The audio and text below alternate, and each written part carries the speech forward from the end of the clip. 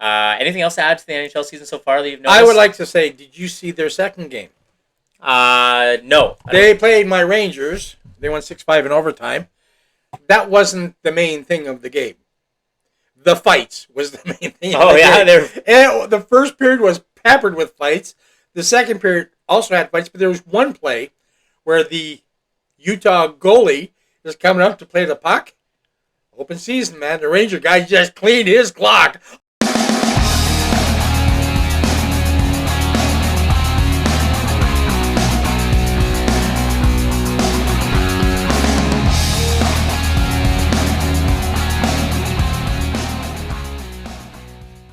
Welcome back, Out of Bounds Sports Podcast fans. Today we're here, episode 24 of our weekly series.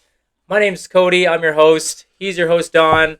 And we are here today to present to you another episode in this fantastic series we've got going on. 5 topics today, 2 minutes a topic. Don will kick us off as always. What do you got there, Don? I'm all baseball today. Baseball. First, ALCS, NLCS. both NL.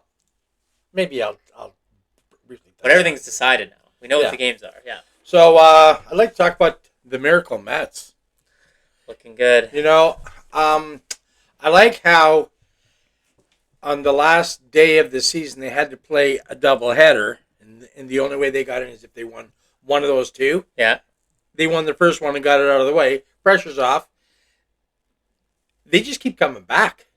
Like, No one expected them they to can be beat. down. All of a sudden they're smacking homers left, right, and center. But I want to focus more so on my LA Dodgers. The boys were down. One game they were out. They come back, say, hey, you know what? We're the LA Dodgers.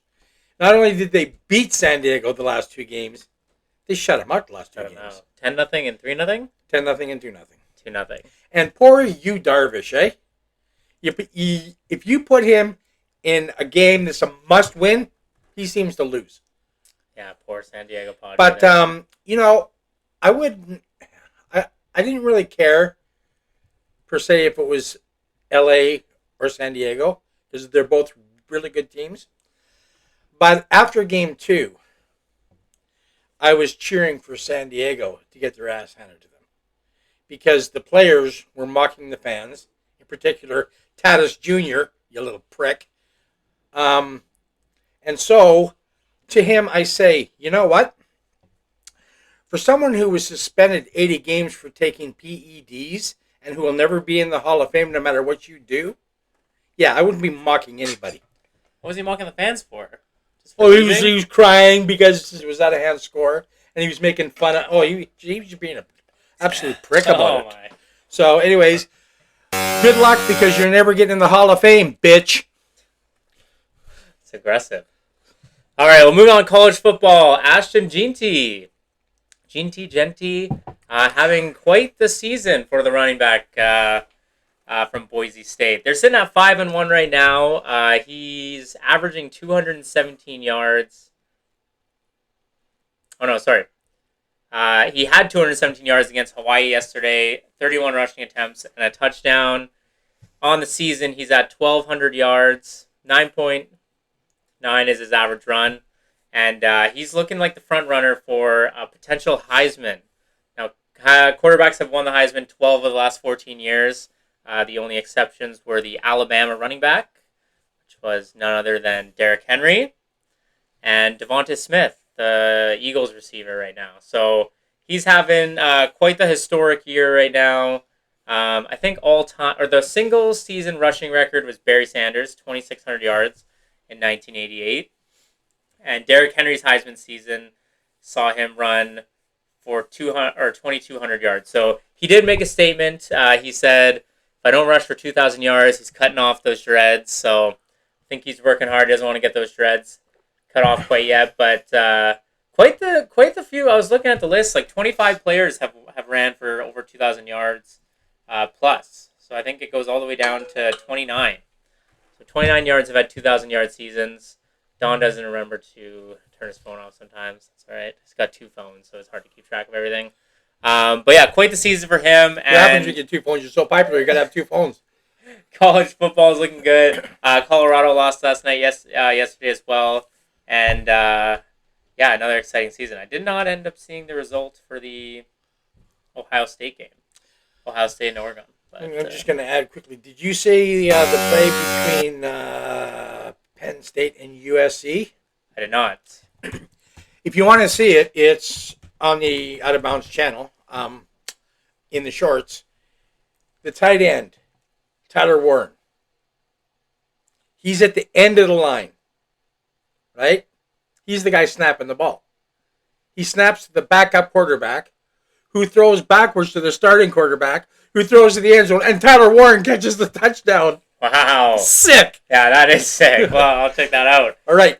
Oregon Ducks beat the Ohio State Buckeyes 32-31. Looks like a thriller in Oregon there. So, wow, big game. Number 3 v. number 2. All right, I'm going to make this one short. AL, the Cleveland Indians. If you recall last week, I said I'd like to see Cleveland against LA. Cleveland Guardians. They'll always be the Indians to me. I'm one step closer to having that dream becoming reality. And you know what? Cleveland is playing like they're having way too much fun right now. Like, they're just going out there having fun, smacking homers, and you know what? I would be concerned playing Cleveland. No, they're going to get their butts handed to them by the Yankees. Well, when does the AL start? The NL starts tonight. Tonight, yeah. And the AL's tomorrow. Tomorrow. See, now they know that we're actually recording on Sunday. So, good job on that.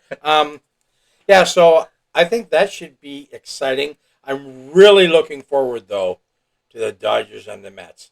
Now, I know in the last one, I said San Diego and LA, and I said it would go 7 games. I misspoke, 5 games. Now they all go 7 games. Now the next 2 series will go 7. So, yeah, thrilling. Basketball or playoff baseball is absolutely thrilling. I find like it's unbelievable. It's very much a slog to get through the season, but once you hit the playoffs, the games are just so exciting. Like a whole different excitement level. It is. It's so crazy. Like I can sit there and watch the whole. I was tuned in to the Detroit game before I had to go to work. So yeah, absolutely crazy. So you're up. All right, is this number 4 or 5? Yeah. 4 or 5. Epic game 1 in the WNBA Finals the other night. Minnesota Lynx came back. Slobberknocker. And won it in overtime. Breanna Stewart had 2 chances to win the game for the New York Liberty. They were unable. The Lynx were down 15 points in 2 minutes with 2 minutes left in the game. Yeah. First team in WNBA history to come back 15 points with that little time left. And the Canadian hit the clutch shot to put them up or to tie it up. Breanna Stewart had 2 free throws to try and make. Didn't miss. Made the first, missed the second. That pushed us to overtime, and it was a back and forth game there. And she ended up missing the game tying layup. Easy layup. I could have dropped that. I don't play basketball. So yeah, but what a thrilling game, and absolutely exciting for the WNBA. I mean, we've talked about them all season with Caitlin Clark, and they're continuing to put on a thrilling matchup even without her in the series. So it's been cool to watch. It's been cool to see the growth there. And Jacksonville almost scored. And yeah, I'm looking forward to game 2, which is tonight. I believe, in New York. This afternoon, 3 o'clock. 3 o'clock. And then, so another thing quickly, we thought it was 7-game series again, but we misspoke. It starts next year. So 5-game series this one, and then next year we'll go to 7 games for the WNBA Finals. So, and they're also at an expansion team. We got the Golden State Valkyrie, but we'll get into that probably in a later podcast. But yeah, game 2 tonight. Make sure you tune in. Liberty are looking to come back. They've never won in the WNBA Finals. They're 0-5. They've never won the series. They've won a game, but they never won a series. I was going to say, they remind me of the Jim Kelly Buffalo Bills. Or Buffalo Bills. And the Fran Tarkenton Minnesota Vikings. 2 great teams, could always get to the show, could never win it. Never win the show. It takes a lot to win that show. Final topic. All right, so a little bit different. The Utah Hockey Club had their opening night the other night, and from all that I gathered, it was a absolute success. They ended up winning the game. Crowd had a great time. They had they have the drinking cam or whatever, and they'll pan to someone in the crowd, and the person will chug their beer. One guy in Utah. Yeah, it was interesting. And Utah's getting woke.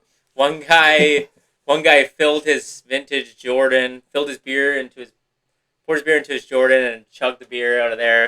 It was pretty cool. They had a good time. From what I heard, the light boards were cool. It's a basketball stadium the way it's built. So there are quite a few seats that are limited view is what they're calling it, just because of how steep it is. Yeah. So you can only see one side of the ice. So they are going to have to make some renovations to kind of adapt to that. Or build something new. Like, but it's not like they didn't know. Yeah.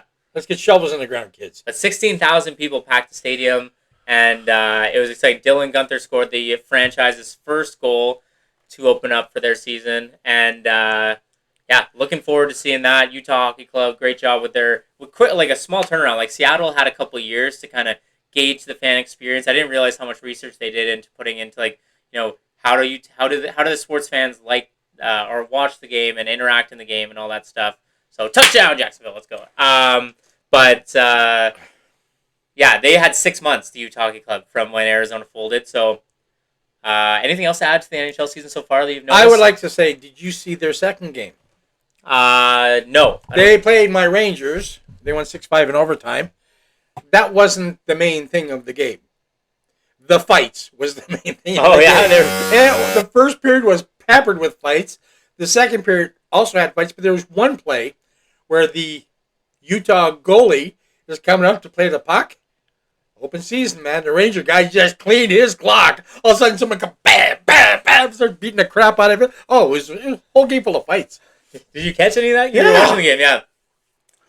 Yeah, hockey season's in full swing, like we've been saying.